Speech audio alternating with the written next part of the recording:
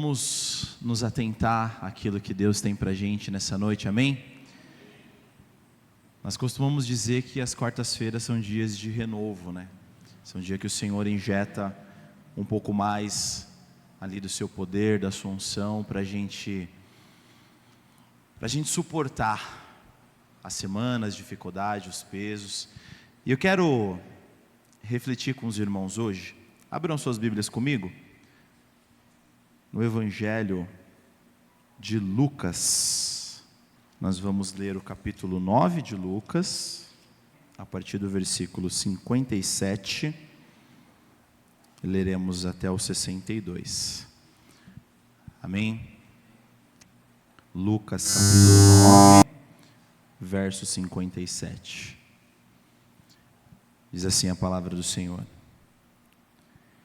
E aconteceu que, indo eles pelo caminho, lhe disse um: Senhor, seguir-te-ei para onde quer que fores.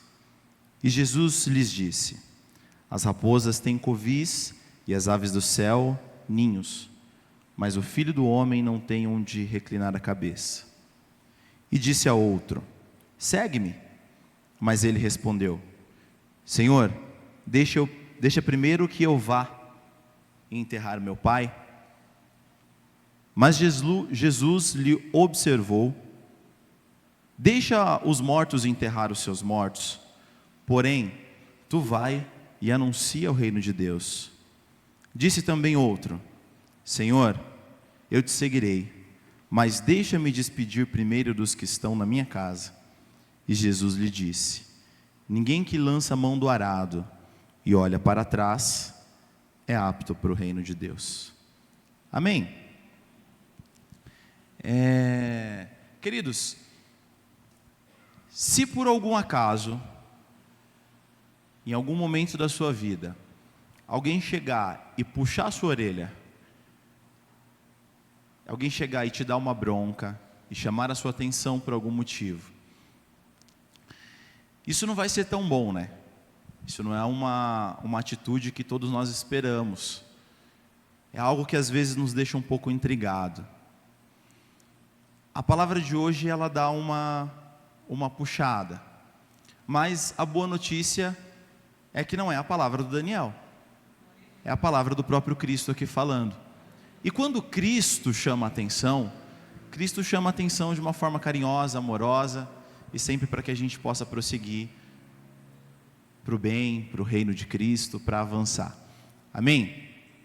Confesso que é bem diferente pregar para um lado da igreja vazia, olhando só para um lado assim. Amém? Deus é bom. Queridos, Lucas, a partir do capítulo 9, se nós pegarmos o capítulo 9 inteiro de Lucas, é como se Lucas ele começa a destrinchar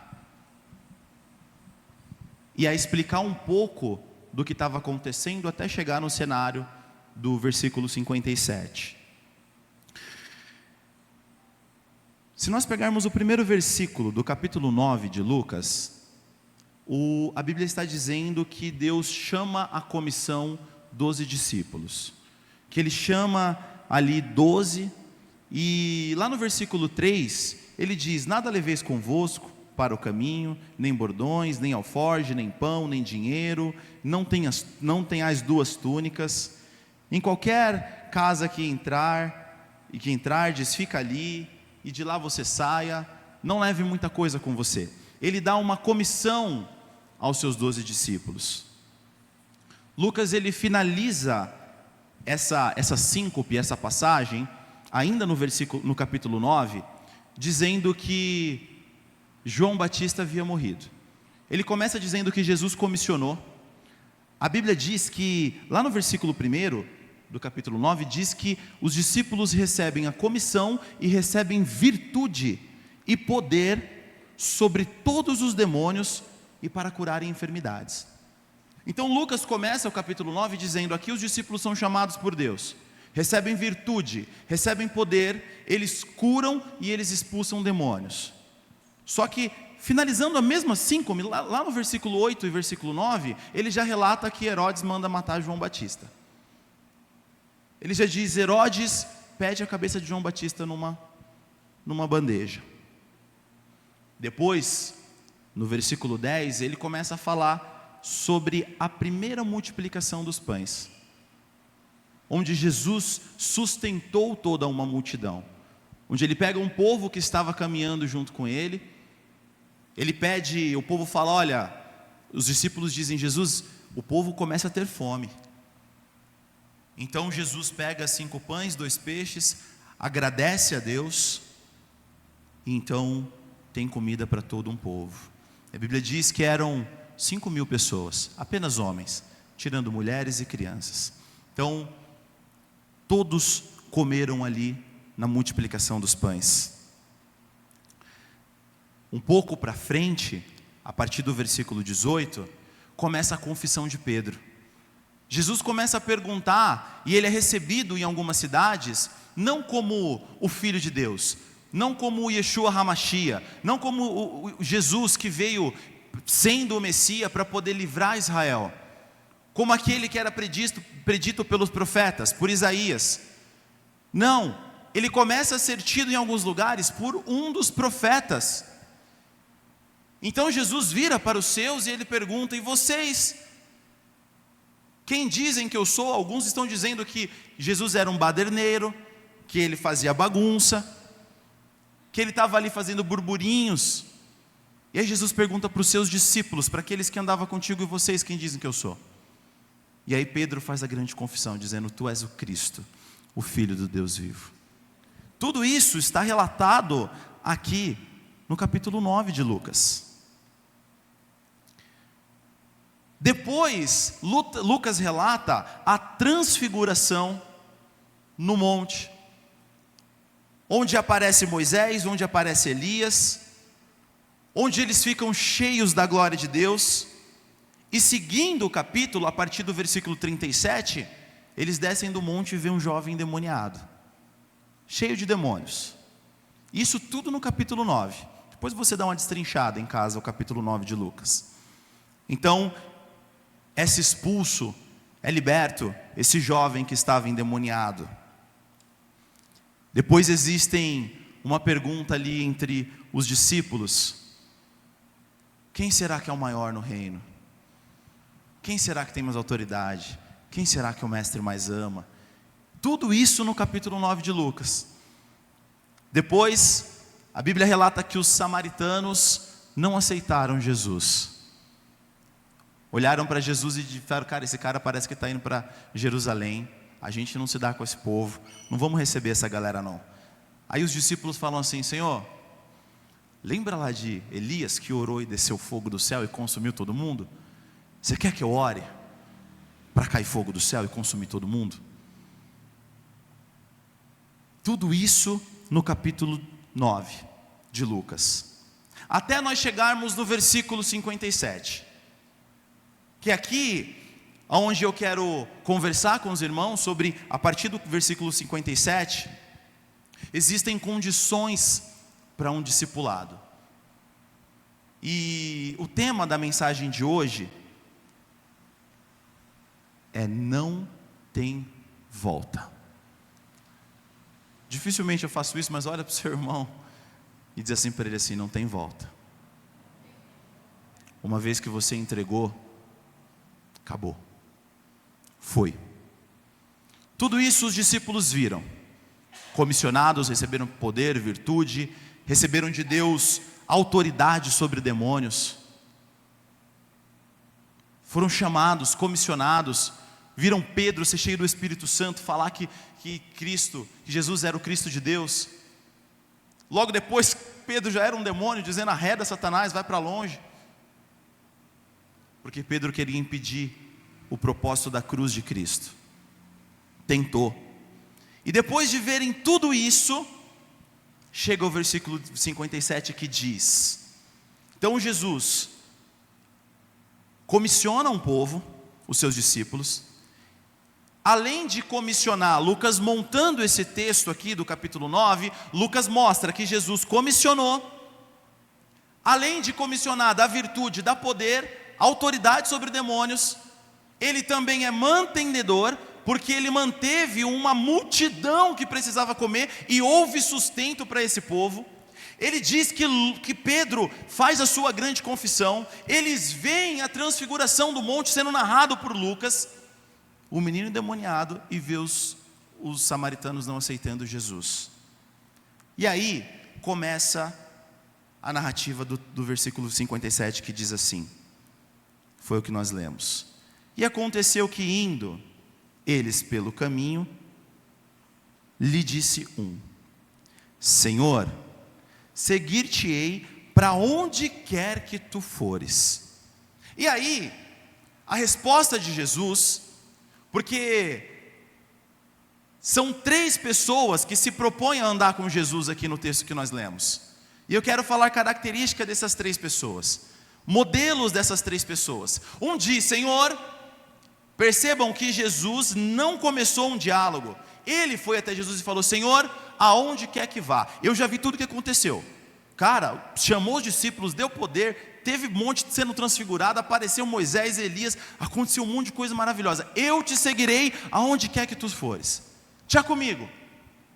Mas aí Jesus diz para ele: olha só, coloca numa balança esse negócio de você vai me seguir em todos os lugares que eu for, porque as raposas, eles têm covis, as aves dos céus, elas fazem os seus ninhos e vivem nos seus ninhos, mas o Filho do Homem não tem lugar para reclinar a cabeça. Eu não tenho casa, eu não tenho aqui bens para te dar, eu não estou aqui para te fazer grande nessa terra. Você está dizendo, depois de tudo aquilo que você viu, que você me segue, e você me segue para todos os lugares que eu for, mas coloca numa balança, pondera aquilo, porque talvez aquilo que você viu na multiplicação dos pães, não seja tudo aquilo que eu vou fazer por vocês o tempo inteiro. Coloca numa balança, porque hoje você teve o pão, junto com o Filho do Homem, você não tem onde reclinar a cabeça. Está vendo? As raposas, elas têm covis, elas têm um lugar para ficar. Está vendo os passarinhos? Tem ninhos.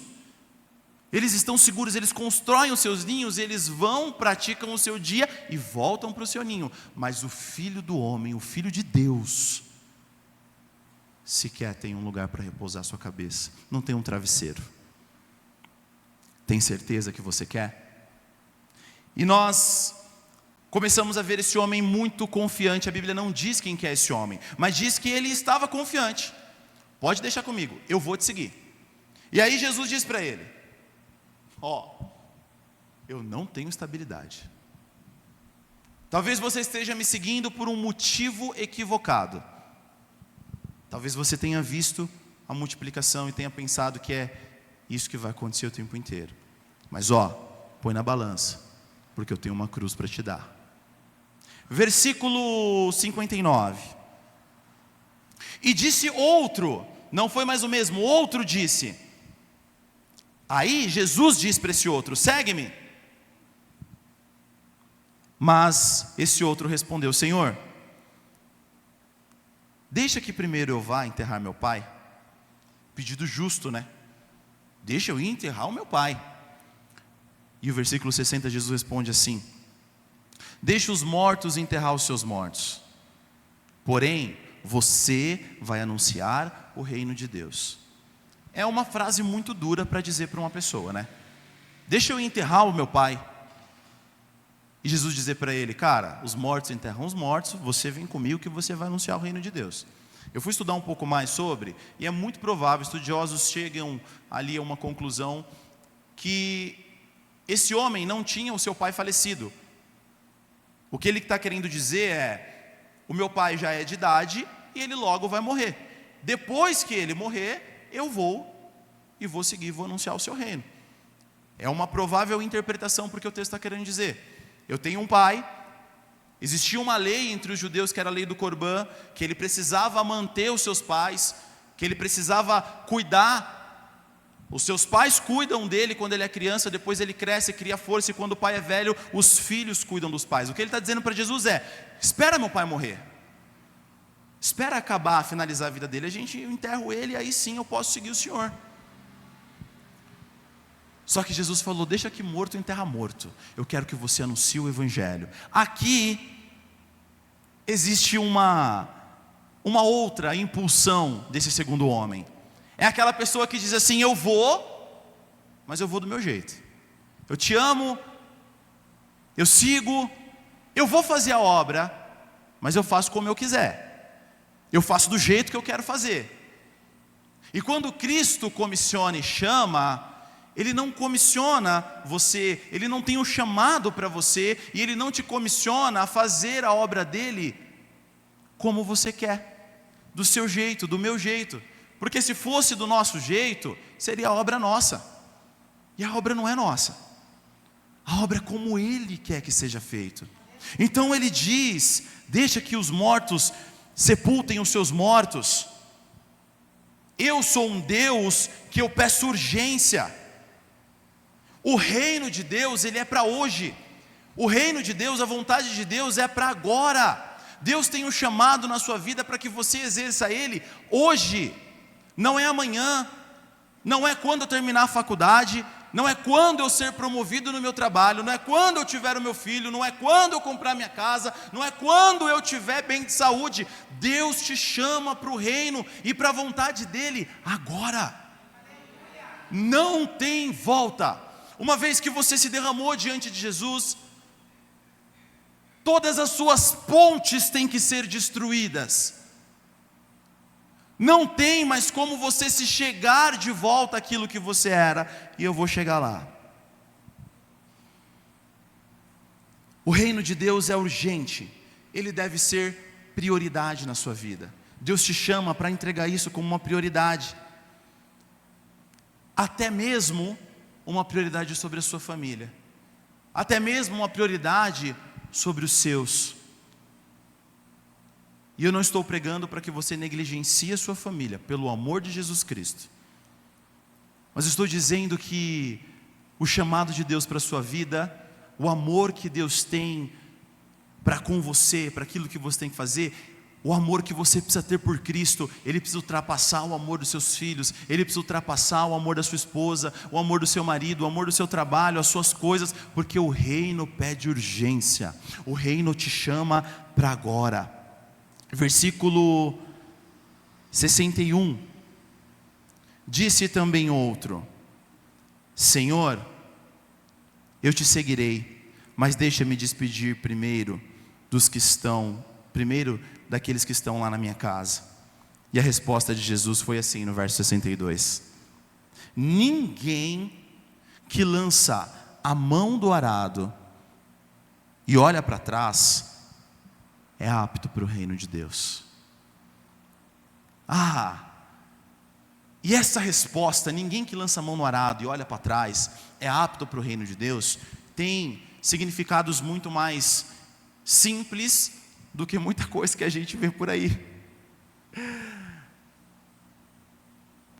Queridos, a Bíblia diz que Jesus responde para esse último menino, para esse último jovem que pergunta para ele: não dá para você ser o meu discípulo se você colocar a mão na obra e você retroceder. A minha alma não tem prazer nesse cara. Uma vez que você entrou, não tem volta. Cristo te chama para mergulhar, para estar imergido dentro dele, e o caminho é sem volta. É sem volta. É como se você estivesse viajando e seu carro está aqui, você viajando, e a estrada atrás de você está sendo demolida. Não tem como voltar. Imagina, no nosso contexto, cidades que agora, infelizmente, com as chuvas, têm sido alagadas. Não tem como chegar do outro lado da cidade, porque o centro dela está totalmente alagado. Eu não consigo passar. É como se você passasse por uma ponte de madeira e essa ponte de madeira caísse. Você olha e fala: daqui para frente é só para frente, não tem como olhar para trás mais não. Tem nem como eu voltar, ainda que eu quisesse. Estão destruídas as minhas pontes. Você queimou os seus carros, você abandonou, não tem como voltar. Sabe aquela pessoa que que tem uma discórdia, uma briga com a família e fala assim, cara, não tem como eu voltar para dentro da casa. Não dá. Brigou com o irmão, com a tia, fala, não dá para voltar. É tipo isso. É impossível que você volte, porque se você voltar, você não está apto para o reino. E Cristo nos chama para o reino. O que é lançar mão no arado? Arado é você trabalhar na terra. Eu fui pesquisar um pouco sobre o arado, entendemos um pouco sobre jugo, o jugo desigual. 2 bois, pensa aí mais antigamente, agora nós temos os arados eletrônicos que vai arando a terra para poder fazer um sulco, um buraco na terra para poder começar suas plantações. Então vem uma pinça segurando embaixo e 2 bois, isso era feito antigamente. Colocava-se uma madeira que é o jugo, os bois deveriam ter ali mais ou menos o mesmo tamanho para não ficar um jugo desigual, uma madeira que fica uma em cima e outra embaixo no boi, ou um muito forte e um outro mais fraco, porque também ficaria um jugo desigual, de uma maneira em que os bois ficassem iguais, pelo menos bastante semelhante. E aí vinha uma haste, e essa outra haste como se fosse uma parte de enxada, mas ela tem um bico onde ela vai fazendo um buraco na terra. E a pessoa que estava arando, que estava ali batendo, eu digo, como é que diz? Tangindo? Que está fazendo os bois andar ali, que está direcionando os bois, fazendo os bois andar, ele não podia começar a terra e olhar para trás, porque se ele olhasse para trás, a terra começava a sair do eixo, que ele precisava seguir uma linha reta, fazendo buraco no chão, para depois fazer as plantações. E aí ele desperdiçava terreno, e na plantação, uma coisa muito importante é que você não pode desperdiçar o terreno, tem que seguir uma linha reta, os bois vão, depois eles voltam, fazem outra linha reta, depois eles fazem a curva e faz outra linha reta. Então se você colocar a mão no arado para você começar a terra e você olhar para trás, você vai cair. Você vai sair do seu caminho, do destino a qual Cristo colocou para você. E é exatamente isso que Jesus está dizendo.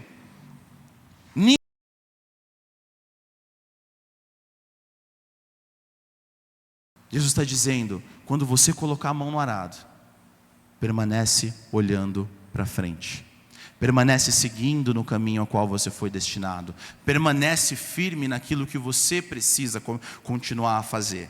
Porque Cristo, quando você se converte a Jesus, quando você entrega a sua vida a Cristo, Cristo não te pede um pouco do seu tempo, Cristo não te pede um pouco da sua fidelidade, Cristo não te pede 10% do seu salário, Cristo não te pede para que você venha aos cultos, vez ou outra, nos domingos e nas quartas. Cristo não pede que você tenha uma vida agora, que eu falava palavrão, agora não falo mais palavrão. Não é essa a santidade que Cristo tem para você. Cristo, quando Ele te chama para o Evangelho, Ele te chama a entregar tudo.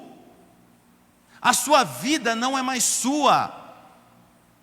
Se alguém aqui se converteu ouvindo dizer que Cristo tem uma casa, que Cristo tem boas coisas para te dar, mentiram para você. Esse evangelho não é o evangelho de Jesus. Jesus fala, lança a mão de tudo aquilo que é seu, abre mão da sua família, abre mão, você não pode amar mais as coisas do mundo do que a mim mesmo. Eu não tenho para você somente coisas boas, eu tenho uma cruz para te dar. Eu tenho um objeto de tortura, porque hoje nós falamos de cruz e dizemos, a cruz é que nós temos que carregar. Mas hoje para nós a cruz não simboliza, não é mais um instrumento de tortura que era no primeiro século, que era no segundo século. Os piores bandidos, eles tinham a sua morte de cruz. Então quando Jesus fala, carregue a sua cruz, Ele está dizendo, carrega aquilo que um dia vai te pendurar e vai te matar. Cristo não fala para você seguir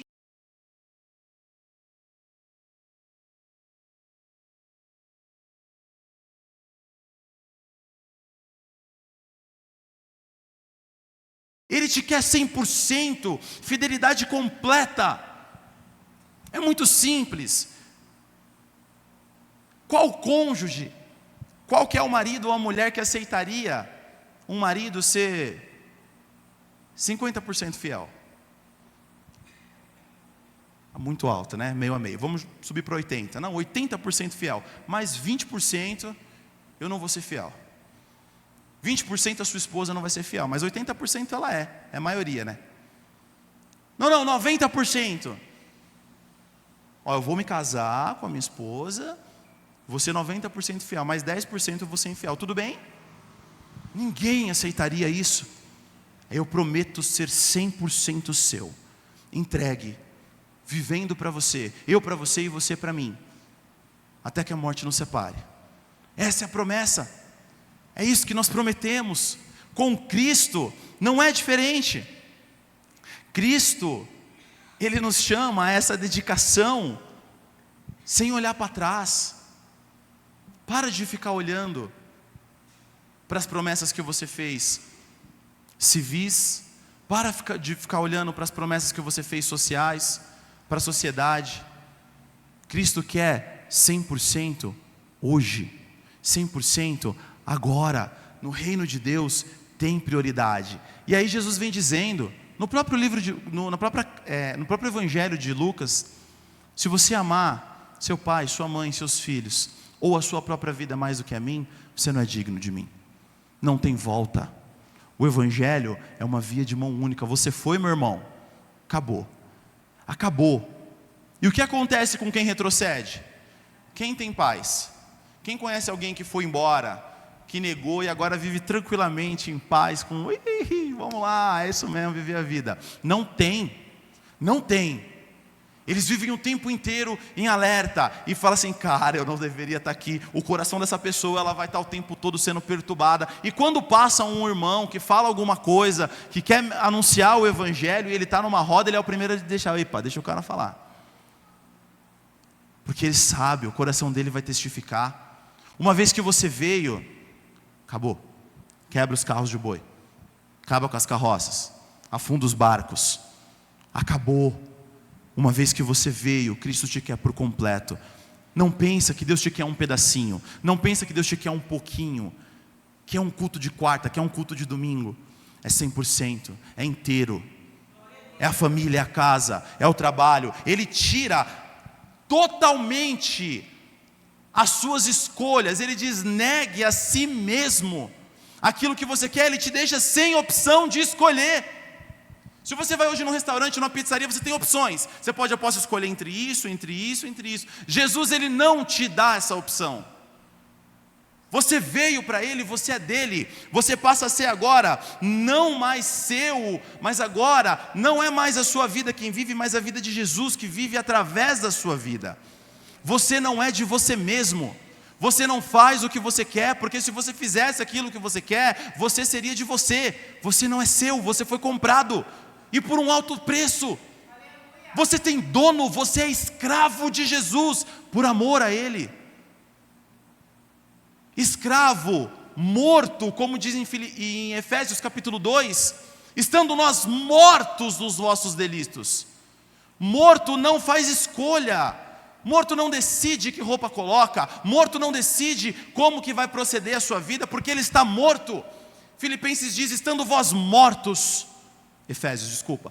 Estando vós mortos nos vossos delitos, Cristo então vos vivificou pela graça de Deus. Agora Ele te deu vida. Mas não para você fazer o que quer, para você seguir segundo a vontade dEle. Qual que é o seu compromisso com Jesus? Quando você decide que Deus é o seu Deus, isso significa que você se torna escravo.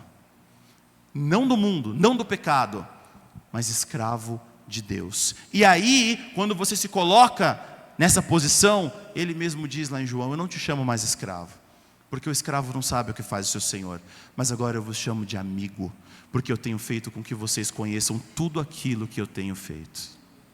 Amigos de Deus, nós nos colocamos agora como servos, estamos crucificados, mortos. Deus pede tudo, anulação da sua vontade, anulação das suas ações, dinheiro, família, planos. Eu não sou mais meu. E às vezes nós queremos lutar com as nossas forças para dizer, eu posso, eu faço. Queridos, entenda que Cristo, uma vez que você lançou a mão no arado, uma vez que você veio para o trabalho, acabou para você. Acabou. Você não é mais de você mesmo. As suas vestes não são mais segundo as suas vontades. O seu falar não é mais segundo a sua vontade. Os seus relacionamentos não são mais segundo as suas vontades. Agora você passa a ser inteiramente de Cristo. Você abandonou tudo. Você não tem mais para onde ir. Sabe quando os discípulos ouvem um sermão de Jesus, e aí Jesus está ali, falando, pregando, e aí a multidão começa a ir embora, começa a se afastar, começa a ir embora, aí os discípulos chegam para Jesus e falam: Senhor, esse sermão está muito duro, quem vai conseguir ouvir? Aí Jesus vira para os discípulos e diz assim: a porta da rua é serventia da casa. Versão Daniel Diniz. Vocês não querem ir também, vocês? Vocês estão achando que é o quê? Você está achando que é duro? E aí, viram e dizem para Jesus, se não me engano Pedro que disse: para quem iremos nós, Senhor? Se só o Senhor tem palavras de salvação, se só o Senhor tem palavras de vida eterna, para quem nós iremos? Essa frase, para quem nós iremos, era comum naquela época, porque os rabinos, os mestres, eles seguiam com pessoas. Eu sou da faculdade de Hillel, eu sou da faculdade de Gamaliel, eu sigo o pensamento daquele filósofo, daquele mestre, daquele rabino. Mas aí Jesus fala: se vocês quiserem ir para outros mestres, podem ir. E aí eles se levantam e dizem: para quem? Não é para onde, mas para quem? Para qual homem? Quem vai me dizer as palavras de vida eterna? Ninguém fala sobre ressurreição dos mortos. Ninguém fala de ressurreição. Ninguém fala que eu vou viver e eu vou herdar a vida eterna. Para quem eu vou? Somente o Senhor tem palavras de vida eterna. Não tem para quem eu ir. Eu não consigo me chegar até ninguém, porque é só o Senhor. Busque o reino. Busque o reino. E a palavra de Deus para você essa noite é: eu tenho uma cruz para você. Eu tenho dificuldade no caminho. Eu não tenho onde repousar a cabeça. Nem sempre vão ser maravilhas, vão ser bênçãos. E vou dizer que menor parte do tempo vai ser. Mas o que Ele tem de presente para você nessa noite é uma cruz. Para que o nosso eu seja morto nela. Para que a nossa vontade seja morta nela. Para que aí sim, Ele possa nos abençoar com todas as bênçãos espirituais que estão liberadas para a gente. Aí sim, nós podemos dizer que nós não vivemos mais nós, mas Cristo vive em nós. Amar a Deus implica ser inimigo do mundo. Tiago diz isso. Vocês não sabem que amizade com Deus é inimizade com o mundo, e a inimizade com Deus é amizade com o mundo? Se você se constitui amigo do mundo, você é inimigo de Deus. Agora, se você é meu amigo, então você vai ser inimigo do mundo. Amar a Deus mais que a própria família. Nós, como cristãos chamados, comissionados por Deus, nós devemos olhar para o alvo que é Cristo. Seguir em frente, no caminho em Cristo Jesus. Porque no caminho de entregar tudo ao Senhor, no caminho de tudo ir ao Senhor, a gente passa muito ainda pela nossa carne, muito ainda pela nossa vontade, nós erramos muito ainda, e a graça de Cristo, ela vai nos sustentando dia após dia. Sabe, queridos, a Bíblia diz que é de glória em glória, é de fé em fé. Você vai ser todos os dias feito à imagem de Cristo, todos os dias você vai ser mais parecido, todos os dias você vai se contemplando a imagem de Cristo, até que você esteja totalmente imerso em Cristo Jesus. Porque se você é médico, se você é um advogado, se você é um professor, se você é um jogador de futebol, se você faz qualquer tipo de atividade, você faz como sendo para o Senhor. Você é isso para o Senhor. Você segue Jesus enquanto você trabalha. Você segue Jesus enquanto você exerce as suas atividades. Porque agora, lembra que você não vive mais, mas é Cristo que vive em você. Ele vive, Ele reina, Ele faz morada. A Bíblia diz que maior é aquele que está conosco do que aquele que habita no mundo. Nós temos essa fé, nós temos essa entrada. Você não é amigo do mundo. O nosso lugar é na cruz.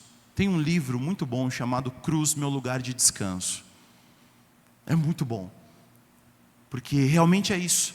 A cruz é o lugar onde nós chegamos e nós podemos descansar. É onde foi cravada a nossa salvação, naquele lugar. Olhe para frente. Pedro, quando caminhava sobre as águas, enquanto ele olhava fixamente em Jesus Cristo, os seus olhos, ele não tropeçou, ele não caiu, ele não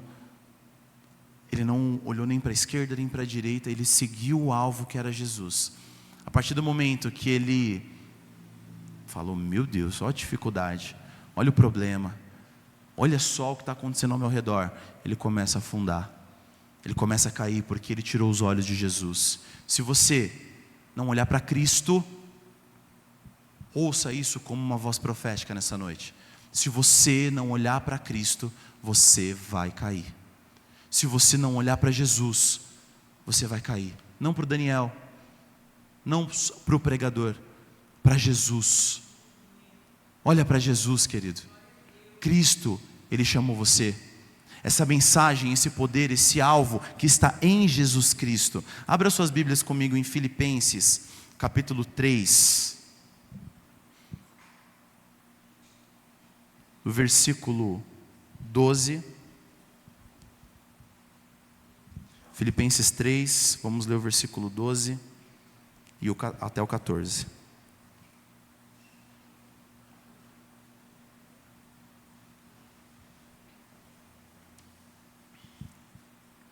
Filipenses 3, versículo 12 ao 14. Diz assim: não que já tenha alcançado, ou que seja perfeito, mas prossigo para alcançar aquilo para o que fui também preso por Cristo Jesus. Preso por quem? Caramba. Versículo 13: irmãos, quanto a mim não julgo que eu haja alcançado, mas uma coisa faço, e é que, esquecendo-me das coisas que para trás ficam, e avançando para as que estão diante de mim, prossigo para o alvo, para o prêmio da soberana vocação de Deus em Cristo Jesus. Eu prossigo para o alvo. O apóstolo Paulo, que é o autor de Filipenses, a carta aos Filipenses, ele está dizendo, não que eu já tenha conseguido. O Paulo, viu? Não é o Daniel que está dizendo isso aqui, é o Paulo.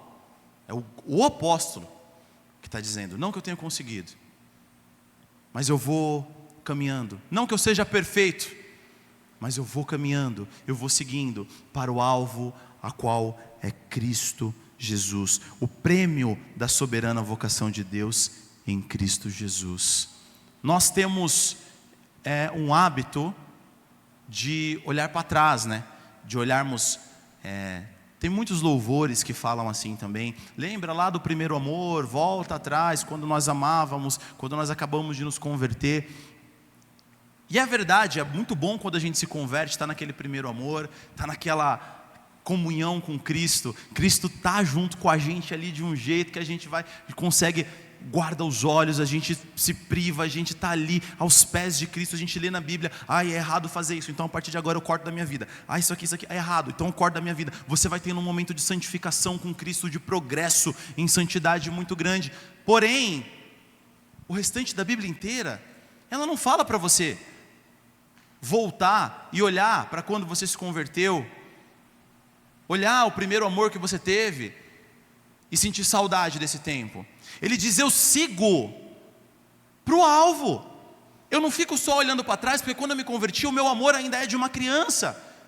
Mas eu amadureço nesse amor, eu sigo em crescimento, eu sigo em persistência, eu persevero até o fim, eu continuo na minha estrada, eu continuo na caminhada com Cristo. Eu não vou regredindo, eu vou prosseguindo à frente. A Bíblia ela não nos ensina que nós devemos o tempo inteiro olhar para trás, olhar para trás, olhar para trás, não no sentido de aprendizado com as Escrituras, que aí sim, mas no sentido de olhar para trás e dizer, ai que saudade daquele relacionamento que eu tinha com Cristo. Não, você tem que olhar hoje e falar, eu sou mais maduro em Cristo Jesus hoje do que eu era quando eu me converti. Hoje eu tenho mais experiências com Cristo do que quando eu me converti, porque o estado em Cristo é de santificação, que é progressão até você chegar à estatura de varão perfeito. E enquanto você não conquistar isso, a Bíblia nos ensina que nós devemos continuar, e continuar, e continuar, e continuar, buscando, buscando e buscando. Eu queria já chamar os irmãos do louvor.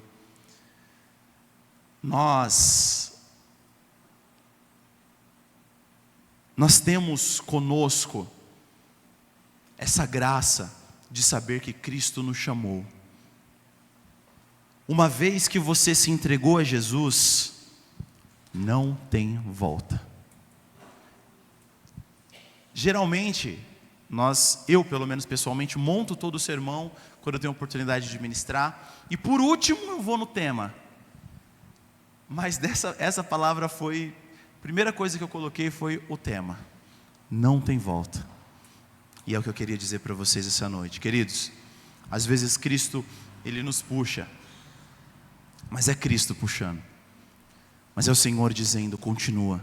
Fica firme. Quando a gente peca, a gente não se afasta. Quando eu peco, eu chego mais próximo. Quando eu erro, eu não me afasto. Eu peço perdão. Eu recebo perdão. Quando você erra com um irmão e você pede perdão e o irmão não te perdoa, o erro é dele, viu? Você continua com a sua comunhão com Cristo. Entre os três exemplos que eu citei para os irmãos, aquele que foi confiante, falou, eu vou te seguir onde quer que eu vá, onde quer que o Senhor vá. E o Senhor fala, olha, eu não tenho estabilidade, talvez a sua vida o barco balance. Eu tinha separado aqui, estou avançado no tempo, a morte dos 12 discípulos, como cada um morreu. Como diz o povo de antigamente, o único que morreu de morte morrida e não de morte matada foi João, lá na ilha de Pátimos, mas que finalizou a sua vida num lugar com os maiores malfeitores que existia. De resto, todos foram assassinados pelo Evangelho. Quem já tirou habilitação sabe que tem uma placa chamada Cruz de Santo André, que ela é um X. Esse era um tipo de crucificação, que André morreu crucificado em forma de cruz, em forma de X, aberto. Tomé, aquele que precisou ver para crer, tocar para crer, foi morto, atravessado pela lança de 2 soldados, hoje lá na atual Turquia, pregando o Evangelho. Ele precisou ver para crer, mas depois que viu, sua vida foi gasta como oferta ao Senhor, pregando o Evangelho. A história diz que João foi jogado num tacho de óleo quente, fervendo, mas Deus o livrou. Pedro foi crucificado numa cruz de cabeça para baixo. Todos os discípulos de Jesus tiveram uma cruz para carregar. Você é discípulo de Jesus. Você tem uma cruz. Lembra? Quando seu coração estiver inclinado, Senhor me dá, Senhor me dá, Senhor me dá. E Ele dá, Ele é bom demais. Eu tenho experimentado da bondade de Deus, amém? Eu não estou dizendo aqui que Deus não abençoa os seus filhos, amém? Deus abençoa, Deus dá, Deus provê. Deus é o Deus da provisão, sim. Ele abençoa a gente também, sim. Mas que a gente nunca o busque por aquilo que Ele pode nos dar. Porque Ele disse, olha, faz uma balança aí e vê se compensa. Pode pegar lá os animais, com seus covis, as raposas e os passarinhos. Mas o Filho do Homem, Ele tem uma cruz para nós. E essa cruz é o melhor lugar que a gente pode estar. No lugar de servo. Nós não somos crentes triunfalistas. Nós não somos pessoas que ganham a todo custo. Nós somos também aqueles que choram com quem chora. O Evangelho de Cristo é um Evangelho de vitória, porque no final, Ele nos faz mais do que vencedor, pelos atos dEle. Pelos atos dEle. Então isso nos faz mais do que vencedor. Eu posso todas as coisas naquele que me fortalece. Quer dizer, eu sei passar fome, e eu sei ter em abundância. Eu resisto, eu passo por todas as coisas, por Cristo que me fortalece, amém? Vamos orar? Se coloque em pé. Vamos entregar isso na mão do Senhor. Se você ainda não se sente esse cara que entrega tudo na mão do Senhor, fecha seus olhos aí no seu lugar e vamos orar. Eu quero dizer que Cristo tem essa segurança de você poder estar nos braços dele. Eu quero que você receba esse renovo como eu recebi. Antes de você pegar e falar, Senhor, eu vou, põe na balança. Põe na balança, porque Cristo te pede tudo. Se você não entregou tudo ainda, você não teve uma experiência salvadora com Cristo ainda. Entrega tudo. Você é totalmente dependente, você é filho. Os meus filhos estão aqui, eles dependem totalmente, exclusivamente de nós, pai e mãe. Se a gente não vestir, eles não têm roupa. Se não fizer comida, eles não comem. E Cristo te chama para ter essa dependência dele essa noite. Queima as suas carroças, derruba tudo, quebra as pontes. E uma vez que você atravessou, não tem volta. Vamos orar. Senhor, meu Deus, a sua palavra, ela nos traz renovo. A sua palavra, ela nos traz a verdade. Nos ajuda, Senhor, a estarmos com sinceridade diante do Senhor. Não queremos te adorar, Senhor, por aquilo que o Senhor faz, mas nós queremos te adorar por quem o Senhor é. Obrigado, Senhor, porque o Senhor naquela cruz levou consigo, Senhor, a maldição que estava sobre a nossa vida. O Senhor naquela cruz nos reconciliou e nos trouxe ataviada, preparada, adornada para ti mesmo. Um dia, Deus, o Senhor Jesus, com os seus méritos, nos apresentará para Deus, como a noiva do Cordeiro. Mas para isso, Senhor, nós tivemos que ter as nossas vestiduras, as nossas vestes, totalmente lavadas e purificadas no sangue do Cordeiro. E é por isso que eu te peço essa noite, que o Senhor nos ajude a nos entregar inteiramente. Nos ajude, Senhor, a não dar desculpas, a não dizer, eu tenho que primeiro terminar o meu compromisso, primeiro eu tenho que terminar minha casa, meu carro, minha vida, para depois deixar o seu reino. Porque o seu reino, ele vem, e ele tem que ser prioridade na nossa vida, para a glória do seu nome. Amém.